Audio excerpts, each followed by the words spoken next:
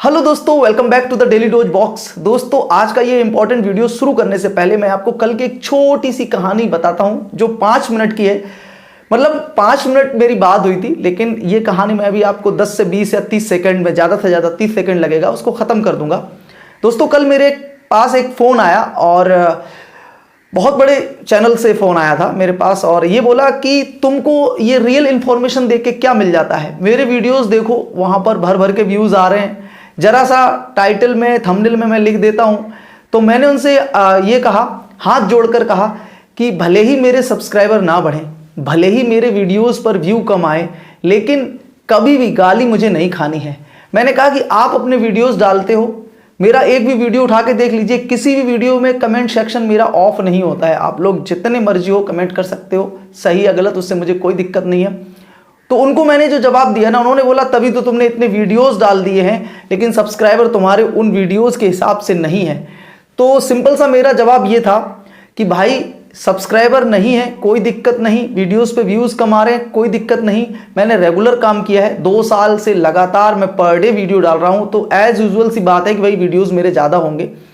लेकिन आप लोगों का तहे दिल से शुक्रिया मुझे सपोर्ट करने के लिए, और आशा और उम्मीद है कि ऐसे फ़ोन मेरे पास और आएंगे, आते रहेंगे, लेकिन मैं अपने लक्ष्य से भटकूंगा नहीं। जो मेरा लक्ष्य है आपको एग्जैक्ट इन्फॉर्मेशन देने का, आपके मन में डाउट ना रखने का, वो हमेशा पूरा होता रहेगा। दोस्तों, आज उनको दिखा दीजिए आप कि भाई मेरे चैनल पर व्यूज़ भी आते हैं और सब्सक्राइबर भी बढ़ते हैं। आप वीडियो छोड़ देते हो बीच में, तो उससे ऑडियंस रिटेंशन खत्म हो जाता है, जिससे जो है फिर वीडियो में रीच नहीं आती है। आप वीडियो अगर स्टार्ट करो तो कम से कम 1 मिनट उस वीडियो को जरूर देखो। तो दोस्तों, आज का वीडियो शुरू करते हैं। चलिए दोस्तों, वीडियो में आगे बढ़ते हैं। ऑलरेडी आपने लाइक कर दिया होगा। दोस्तों, केंद्रीय विद्यालय में क्लास 11th में अगर कोई एडमिशन लेना चाहता है, किसी भी क्लास में अगर कोई एडमिशन लेना चाहता है, तो उसके लिए क्या क्या डॉक्यूमेंट्स होंगे और फी स्ट्रक्चर, आज मैं 2 पॉइंट पर बात करने वाला हूं। केंद्रीय विद्यालय में अगर आप किसी भी क्लास में, class 11th, class 9th, class 6, class 7th में अगर एडमिशन लेना चाहते हो, तो कितना फी पड़ता है और डॉक्यूमेंट्स आपके पास क्या क्या होने चाहिए। खासतौर पर क्लास 11th में जो डॉक्यूमेंट्स लगते हैं वो बहुत ही ज़्यादा इंपॉर्टेंट होते हैं। बहुत सारी जगह अभी केंद्रीय विद्यालय में क्लास 11th में एडमिशन हो रहे हैं, तो उसके लिए डॉक्यूमेंट्स क्या क्या लगेंगे वो आपको देख लेना है। और दूसरी चीज़, फी स्ट्रक्चर क्या है। तो दोस्तों, चलते हैं वीडियो के अगले सेक्शन में। दोस्तों, सबसे पहले हम बात करेंगे केंद्रीय विद्यालय में जो भी क्लास 11th में या अदर क्लासेस में अगर एडमिशन लेना चाहते हैं, उनके लिए सबसे पहले जो डॉक्यूमेंट्स हैं वो क्या लगेंगे। तो सबसे पहला डॉक्यूमेंट है, आपको स्क्रीन पे भी दिख रहा होगा, सबसे पहला डॉक्यूमेंट है copy of class 10th marksheet. अगर आप किसी अन्य में चाहते हैं तो उससे पहले की, जैसे अगर क्लास 7th में चाहते हैं तो क्लास 6 की मार्कशीट होनी चाहिए। इसमें क्लास 11th के डॉक्यूमेंट हैं, तो आप देख लीजिएगा। Copy of class 10th marksheet attested from previous school, यानी कि प्रीवियस स्कूल से अटेस्ट होनी चाहिए वो, सर्टिफाइड। दूसरा, पासपोर्ट साइज कलर्ड फोटोग्राफ्स आपके पास होने चाहिए, कम से कम 8-10 ले लीजिएगा, कोई दिक्कत नहीं है। यहाँ पर photocopy of caste certificate, ST OBC NCL only, OBC में नॉन क्रीमी लेयर, ये आपको रखना है। उसके बाद एड्रेस प्रूफ, इसमें आधार भी चलेगा, इलेक्ट्रिसिटी बिल भी चलेगा और रेंट एग्रीमेंट भी आपका मान्य होगा। यहाँ पर 2 से 3 आपको एड्रेस प्रूफ माने गए हैं। उसके बाद proof of service of parents, अगर आपके पेरेंट्स गवर्नमेंट सर्विस में हैं तो जो प्रूफ है वो लगेगा, उनकी जो भी सर्विस बुक होगी वो आपकी लगेगी, अगर गवर्नमेंट सर्विस में है तो, अन्यथा के लिए नहीं लगेगा।